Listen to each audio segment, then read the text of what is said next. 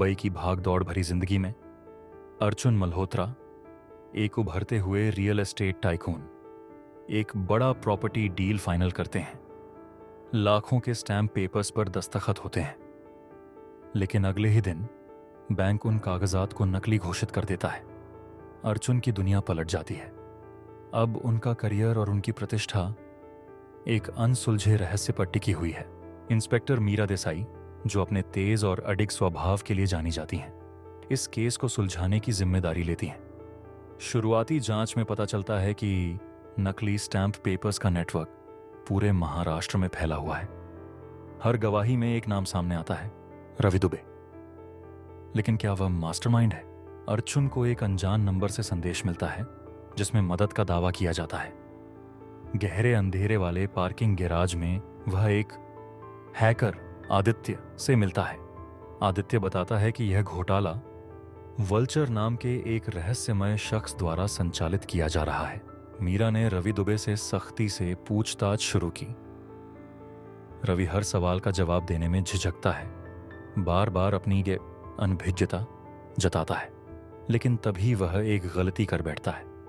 उसकी जुबान से वल्चर का नाम निकलता है। मीरा उसकी आवाज में डर महसूस करती है और समझ जाती है कि रवि केवल एक प्यादा है, असली खेल किसी और का है। अर्जुन और आदित्य ने घोटाले की गहराइयों में झांकते हुए दुबई और सिंगापुर के ऑफशोर खातों से जुड़े गुप्त वित्तीय लेन देन का पर्दाफाश किया। उन्हें एक बड़ा सुराग मिलता है जो इस पूरे घोटाले को एक उच्च स्तरीय सरकारी अधिकारी मंत्री सुधीर जोशी से जोड़ता है। सुधीर लंबे समय से संदिग्ध जमीन सौदों को आगे बढ़ाने के लिए चर्चा में थे। उधर मीरा देसाई को एक चौंकाने वाला पैटर्न मिलता है।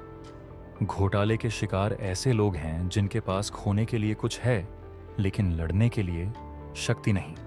ये लोग अपनी संपत्ति, परिवार या प्रतिष्ठा से जुड़ी कमजोरियों का शिकार होते हैं। मीरा समझ जाती है कि यह घोटाला केवल पैसे कमाने का नहीं, बल्कि पावर गेम का हिस्सा है।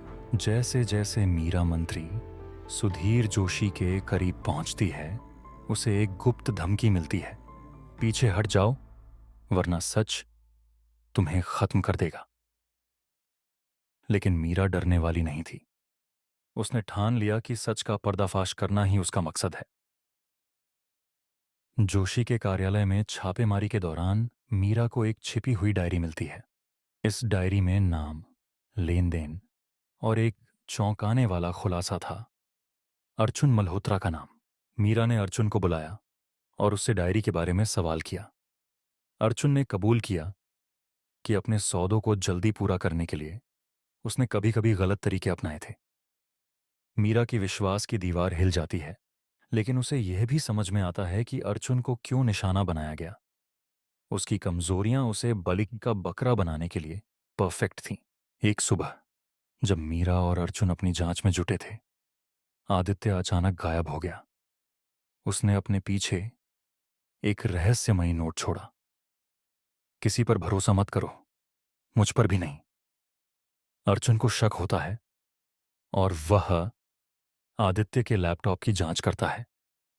वहां उसे ऐसे सुराग मिलते हैं जो बताते हैं कि आदित्य शुरू से ही वल्चर के लिए काम कर रहा हो सकता है। उसी दौरान मीरा को एक गुप्त सूचना मिलती है कि एक सुनसान गोदाम में एक छिपी हुई बैठक होने वाली है। वह अर्जुन के साथ वहां जाती है। दोनों छुपकर देखते हैं कि बैठक में आदित्य, रवि दुबे और सुधीर जोशी एक दूसरे से हाथ मिला रहे हैं। यह नजारा उन्हें हैरान कर देता है। मीरा ने एक साहसी योजना बनाई। उसने RS 500 करोड़ के फर्जी स्टाम्प पेपर सौदे की झूठी जानकारी लीक कर दी। जैसा उसने सोचा था, वल्चर ने झांसा खा लिया। बैठक का स्थान तय हुआ, एक भव्य होटल का स्वीट जहां भारी सुरक्षा तैनात थी। मीरा ने अमीर निवेशक का रूप धारण कर बैठक में प्रवेश किया। उसने एक सूक्ष्म कैमरा पहना हुआ था जो हर गतिविधि को रिकॉर्ड कर रहा था। मीरा की आंखें सतर्क थीं और योजना स्पष्ट। यह उसका मौका था वल्चर का पर्दाफाश करने का। मीटिंग के दौरान मीरा का कैमरा सब कुछ रिकॉर्ड करता रहा। तभी खुलासा होता है कि मास्टरमाइंड सुधीर जोशी या आदित्य नहीं, बल्कि रवि दुबे की पत्नी प्रिया दुबे है। प्रिया, जो एक फॉरेंसिक विशेषज्ञ थी, ने अपनी प्रतिभा का इस्तेमाल कर परफेक्ट नकली दस्तावेज बनाने में किया। यह खुलासा मीरा के लिए भी चौंकाने वाला था। जैसे ही मीरा प्रिया को गिरफ्तार करने की तैयारी करती है, प्रिया शांत मन से सब कुछ कबूल करती है, लेकिन उसके शब्दों में एक चौंकाने वाला मोड़ था। प्रिया ने बताया कि पूरा ऑपरेशन एक सामाजिक प्रयोग था। उसका कहना था कि वह यह दिखाना चाहती थी कि कैसे आधिकारिक प्रणालियों पर भरोसे को आसानी से तोड़ा जा सकता है। प्रिया ने मीरा को एक यूएसबी ड्राइव सौंपी, जिसमें कई हाई प्रोफाइल व्यक्तियों के घोटालों का डेटा था। उसने बताया कि इन व्यक्तियों ने प्रणालीगत भ्रष्टाचार से भारी मुनाफा कमाया। यह खुलासा मीरा को एक और बड़ी लड़ाई के लिए तैयार करता है। मीरा ने प्रिया को गिरफ्तार करने के बजाय यूएसबी ड्राइव का डेटा मीडिया को लीक कर दिया। यह खबर जंगल की आग की तरह फैली और जनता में भारी आक्रोश भड़क उठा। सरकार को मजबूरन भ्रष्टाचार पर कार्रवाई करनी पड़ी, जिससे स्टाम्प पेपर और प्रॉपर्टी रजिस्ट्रेशन प्रणालियों में सुधार शुरू हुए। अर्जुन ने अपनी बेगुनाही साबित की, लेकिन उसने रियल एस्टेट से दूरी बनाने का फैसला किया। उसे एहसास हुआ कि वह अपनी मूल पहचान खोने के कितने करीब था। उसने एक एनजीओ शुरू किया जो पारदर्शिता और सुधारों की वकालत करता है। जैसे जैसे मामले की गूंज बढ़ी, प्रिया गायब हो गई। उसने मीरा के लिए एक नोट छोड़ा, न्याय एक आईना है, कभी कभी यह आपके अपने दोष दिखाता है।